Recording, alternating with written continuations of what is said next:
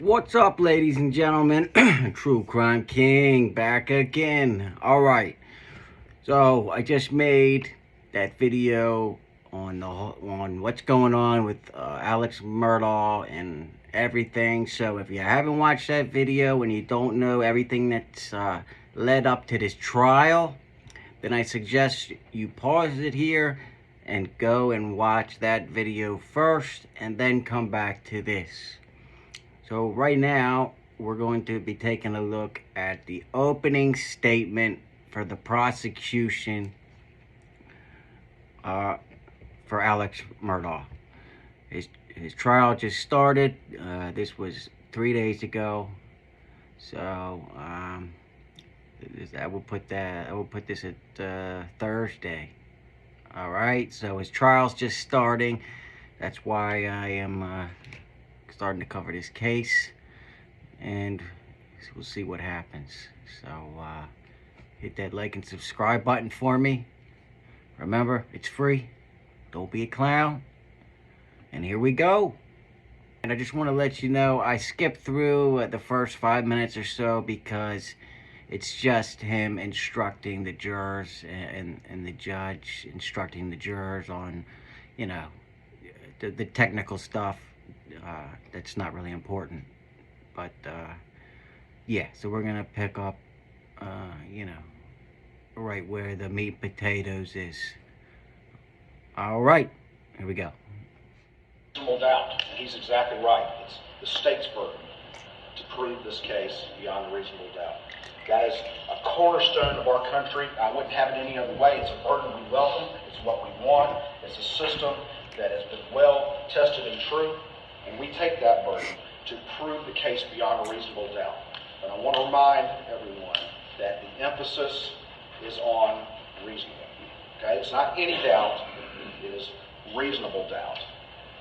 Reasonable doubt is often defined, and again, listen to the judge how he defines it, but reasonable doubt is a doubt that would cause a reasonable person to hesitate to act. A reasonable person, you know. There's some people out there that no matter how right you are, right, they won't agree with you. That's not reasonable, right? Hesitate to act. And when you hear the evidence coming from this stand about this particular case, I submit to you, you won't hesitate to act. Again, remember the emphasis is on the reasonable doubt. The judge mentioned the charges, and there are 4 of them. Like, for example, there's proof beyond a reasonable doubt that we have landed on the moon. All right. First indictment accuses Alex Murdaugh, to which he's pled not guilty, but it accuses him of murdering Maggie Murdaugh. The second indictment accuses him of murdering Paul Murdaugh.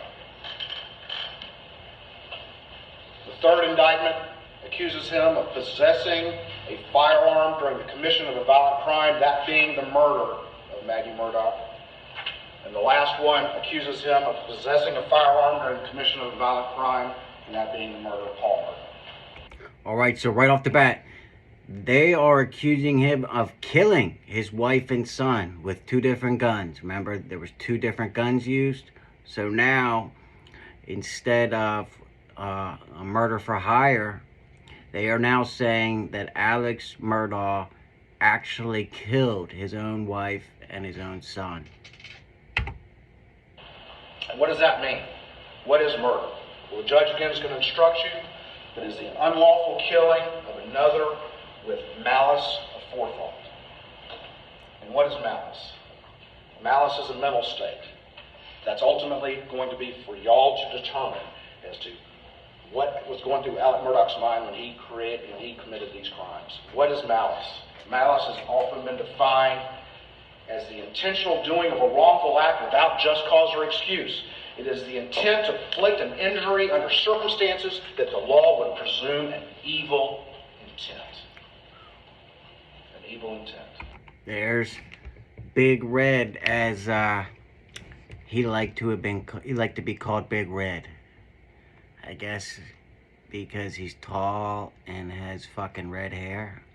He should be called Big Fucking Clown, because that's what he is.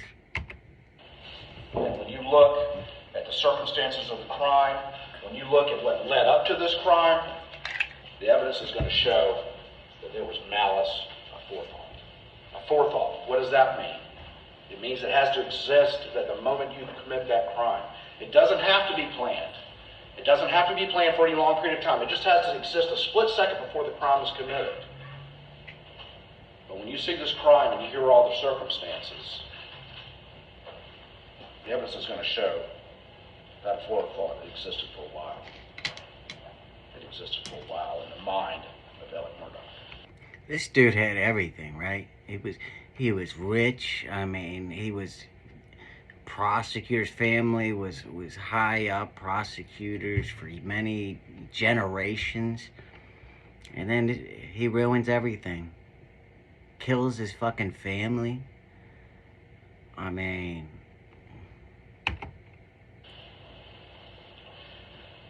tried to get someone to kill him, but that didn't even work.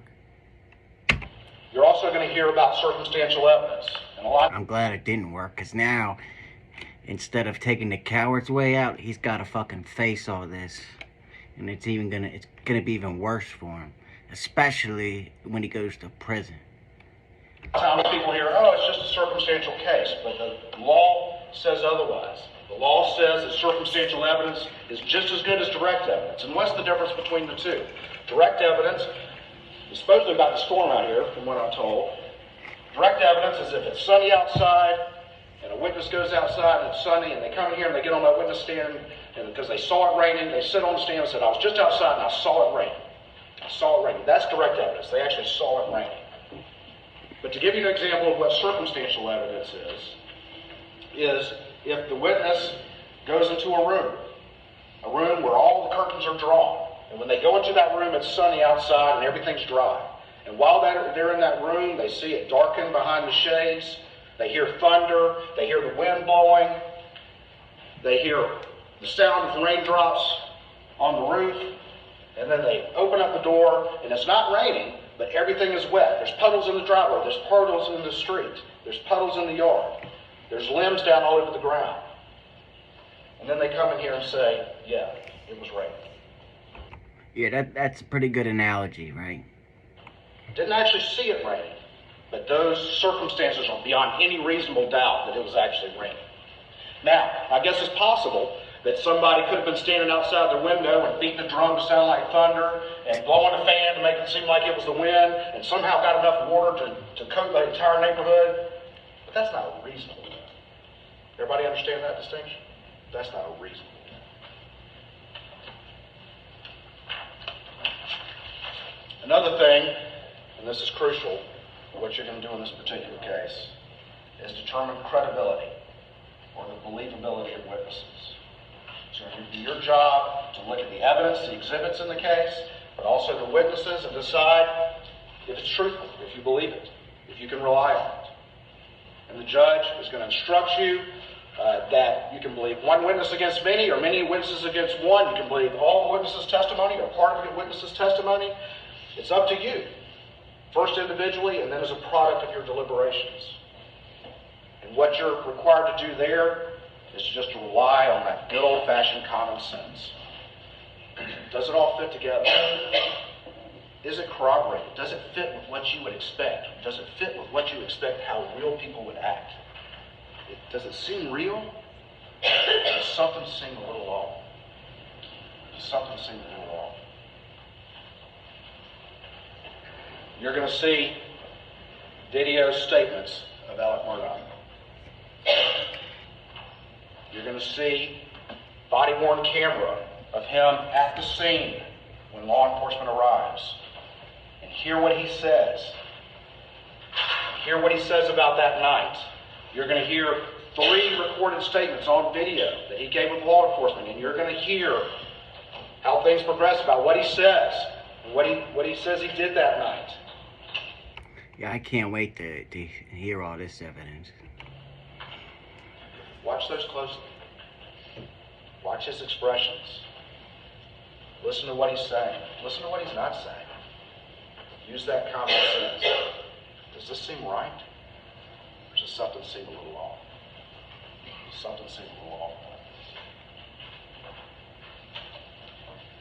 I mentioned that Maggie was killed with a .300 blackout rifle, an AR-style rifle that chambered in .300 blackout ammunition. And you're going to hear evidence that back in Christmas of 2016, Alec Murdaugh over there bought two .300 blackout AR-style rifles. And then not long after that, one of them went missing from Paul's truck. Oh, what a coincidence, right? And time went by, and in April of 2018, Alec Murdaugh replaced that rifle and bought another one. 3 total blackout rifles that they had. One of them went missing years ago, and a replacement was bought. You're going to hear evidence that Paul and his friend were using that replacement gun. They were standing right outside the side door to the gun room of the house, and they were sighting it in, firing down into a field. And the cases were ejecting. The cases are the empty shell from a bullet, and they were ejecting out into the flower bed right there. And then there's a range across the street, and they shot it there, and there's cases ejected there as well. And they were shooting that third replacement gun just weeks prior to the murders. Prior to June 7th, 2021, when Maggie and Paul were murdered. And you're going to hear forensic evidence that the cases that were found in that flower bed and the cases that were found across the street at that range were ejected out of the same weapon that fired all the cases that were around Maggie's dead body, that killed her. Well, it's safe to say that that was the gun that killed Maggie, right? It was a family weapon that killed Maggie Murdaugh. And I don't see anybody else from the family being charged with the murder, right? You're going to hear evidence that of those 3 blackouts that Alec Murdaugh purchased, when law enforcement arrives at the scene on June 7th, 2021, he can only account for one of them.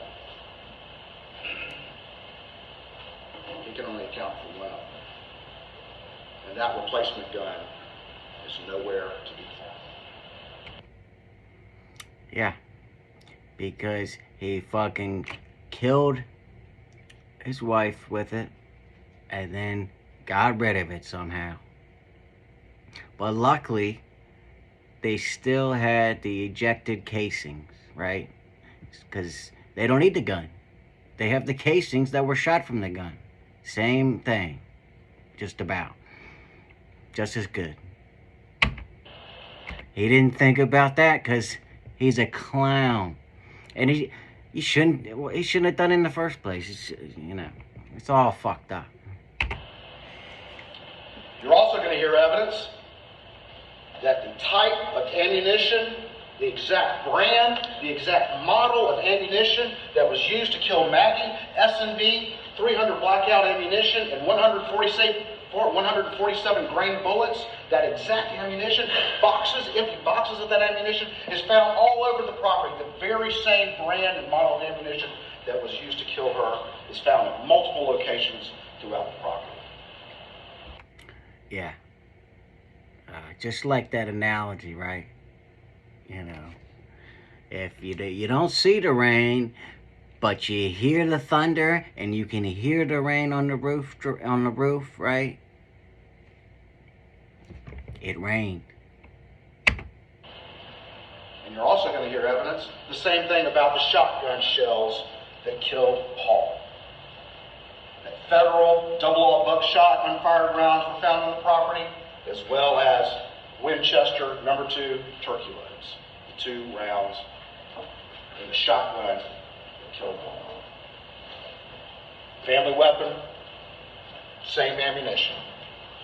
It's all the property. Yeah, so he used an AR to kill his wife, and he used a shotgun to kill his son. You're also going to hear evidence that about a week after the murders, allegedly, let me put that in there, he hasn't been found guilty yet, right? Mr. Alec Murdaugh's father had died, Mr. Randolph, and about a week after the murders, he shows up early in the morning at his parents' home, where his mother still is in late-stage Alzheimer's, on Alameda in Hampton.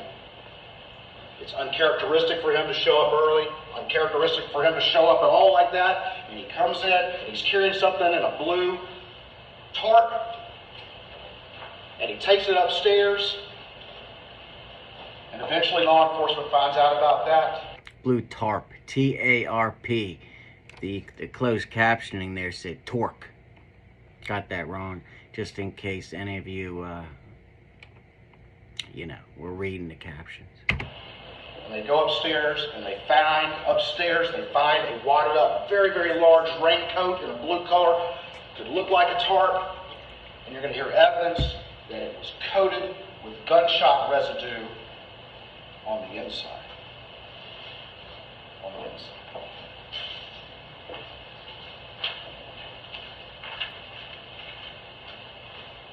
You're going to hear other evidence of gunshot residue.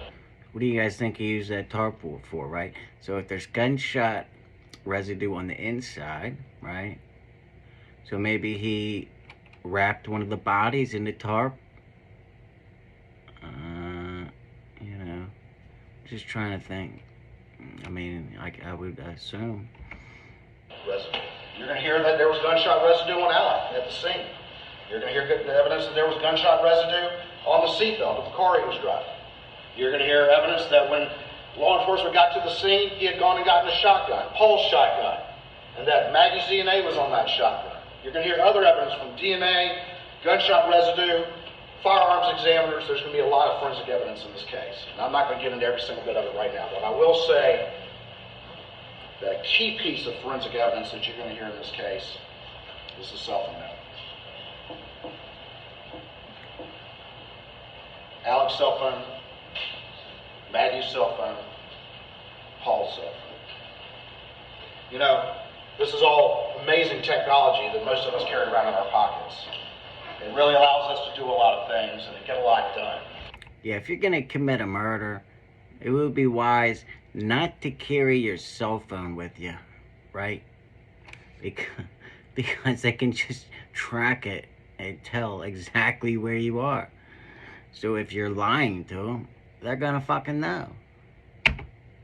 But this cell phone keeps track of who we're talking to, who we're calling, who we're texting, whenever we access apps.